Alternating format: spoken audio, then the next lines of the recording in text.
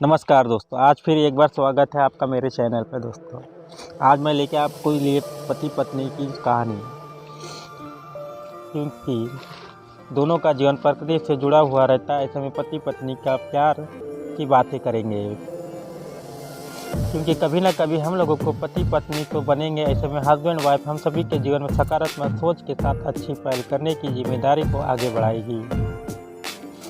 पति पत्नी का सच्चा प्यार एक दूसरे के सुख दुख समझने के साथ साथ उसके काम में हाथ बढ़ाने के दौरान होता है, क्योंकि दिन हो या रात एक पति पत्नी होते हैं, रोज के साथ मौजूदा रहते हैं। किसी भी तकलीफ में अपने पति की हमेशा केयर करनी चाहिए। उसी से ज़रूरी जिसे होती है वो चीज़ों के सामने पहले ही जाना चाहिए और हमेशा उसके सम्मान की नज़रों से देखना चाहिए और उसे सम्मान देना चाहिए। पति हमेशा पत्नी से प्यार के बदले प्यार चाहता है, प्यार आता है, साथ ही उसके गुस्से बातों प्यार दोनों को सहने की आदत होनी चाहिए। जीवन पर मोड़ कभी उल्टा तो कभी सीधा होता है। इन सभी बातों को सोच समझकर हम सभी को पति पत्नी के रूप में प्यार से रहना चाहिए और अच्छा जीवन बिताना चाहिए। राजेश नाम का एक व्यक्ति था जिसकी शादी अरेंज मैरिज के तौर पर राधिका से हुई थी। दोनों की शादी अरेंज मैरिज होने के कारण वे दोनों एक दूसरे को पहले से नहीं जानते थे। शादी के बाद वो जानने पहचानने का काम चालू हुआ। कुछ ही दिनों में दोनों एक दूसरे को अच्छी तरह से जल्दी पहचानने लगे थे। जब दोनों में अच्छी तरह से पहचान हुई तो दोनों एक दूसरे को समझने लगे थे। राजेश को लग रहा था कि उसे एक बेहतरीन पत्नी मिली है, क्योंकि उसे पूरी तरह से समझने के बाद समझ में आ गया कि लव मैरिज करना कोई ज़रूरी नहीं है। अरेंज मैरिज में भी अच्छी पत्नियां मिल जाती है जो जीवन के साथ में रहने के लिए काम आती है। दोनों एक नई शादी हुई थी, इसी कारण से दोनों एक दूसरे को अच्छी तरह से समय देते थे। उसके बाद दोनों एक दूसरे के काम में हाथ बटाया करते थे। पति पत्नी दोनों में खूब ज़्यादा प्यार होने लगा था। अब उसकी पत्नी भी राजेश को समझने लगी थी। उसे किसी भी प्रकार की कोई भी काम या किसी प्रकार की कोई सामान की ज़रूरत पड़ने से पहले उसके पत्नी उसके सामने हाजिर कर देते थे। एक दिन राजेश ने अपने दोस्तों को सूरज को अपने घर दावत पर बुलाया था। राजेश और राधिका के प्यार में देखकर सूरज बोला, तुमने तो अरेंज मैरिज की है, लेकिन तुम्हारी पत्नी बहुत अच्छी है, तुम्हारे बहुत ज़्यादा ख्याल रखती है और तुम दोनों भी अच्छी तरह से अपना काम कर रहे हो। तुम्हारी पत्नी तो बहुत ज़्यादा खूबसूरत है और हर काम में तुम्हारा बहुत ज़्यादा ध्यान रखती है। तुम बहुत ज़्यादा खुश किस्मत होगी कि तुम्हें अरेंज मैरिज होने के बावजूद भी तुम्हें इतनी अच्छी पत्नी मिली है जो तुम्हें इतना सारा प्यार करती है और तुम्हारा ख्याल रखती है। एक दिन राजेश अपनी पत्नी से कहता है कि तुम जाकर तैयार हो जाओ, हम लोग कहीं घूमने जाने वाले हैं। हम लोगों को शादी की हो इतना दिन हो गया और बहुत सारे काम होने के कारण हमें टाइम भी नहीं मिला घूमने के लिए। चलो वहाँ आज हम लोग घूमने के लिए चलते हैं और थोड़ा सा घूम फिर करके एंजॉय कर लेंगे, जो हमें इस कहते थोड़ा सा काम से फुर्सत मिल जाएगी।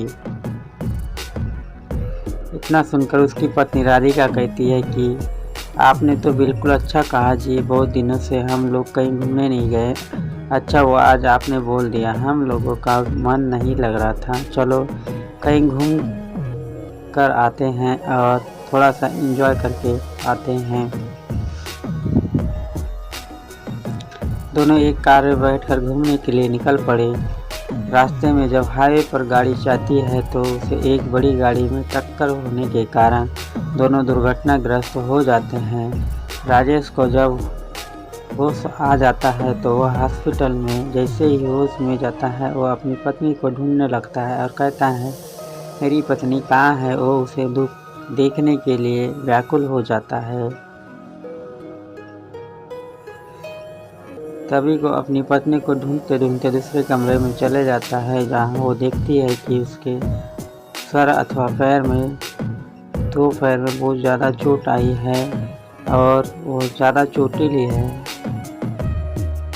राजेश घबरा कर डॉक्टर से पूछता है कि मेरी पत्नी की तबीयत ठीक तो है। क्या वही सही हो जाएगी ना। तभी डॉक्टर कहता है कि तुम्हारी पत्नी का पैर की नसों में ज़्यादा खून निकलने के कारण पैर काम नहीं कर रहा है। इतना सुनते ही राधिका की आंखों में आंसू आ जाते हैं और कहते हैं कि मैं तो ऊपर अब बोझ बन जाऊंगी। उसके बाद राजेश कहता है कि ऐसी कोई बात नहीं है। इतने दिनों में तुमने जो मेरा ख्याल रखा था, अब मेरा फर्ज बनता है कि मैं भी तुम्हारा ख्याल रखूँगा। अब दोनों साथ मिलकर अपने घर की तरफ रवाना हो जाते हैं और अपने घर के लिए निकल जाते हैं।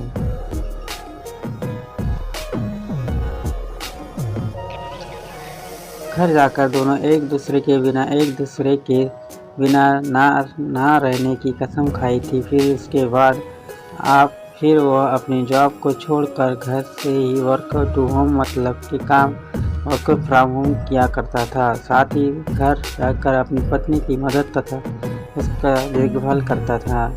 इसी तरह एक सूरज राजेश का दोस्त उसके घर आता और कहता है कि तुम अपने घर के काम में लग गए हो, तुम्हें बहुत अच्छा बिजनेस मिला है, तुम अपनी ज़िंदगी को क्यों बर्बाद कर रहे हो एक लड़की के कारण। तुम अपनी दूसरी शादी कर लो, चाहे इसे भी तुम अपने पास रखो। फिर राजेश कहता है और अच्छा मुझे कहा कि तुम्हारी पत्नी बहुत अच्छी है, तुम बहुत खुशकिस्मत होगी, तुम्हें ऐसी पत्नी मिली है। आज फिर क्या बात है कि तुम इस प्रकार की बात कर रहे हो मेरी पत्नी के लिए, मैं ऐसा नहीं कर सकता। इतने सुनते ही पीछे से उसकी पत्नी भगवान से प्रार्थना करती रही कि भगवान आपने मुझे इतना अच्छा पति दिया कि मैं इसका शुक्रिया कैसे अदा करूंगी। और वह सदा के लिए एक दूसरे से प्रेम करते रहे और अपनी ज़िंदगी को इसी तरह आगे बढ़ाते रहे और दोनों साथ में रहे।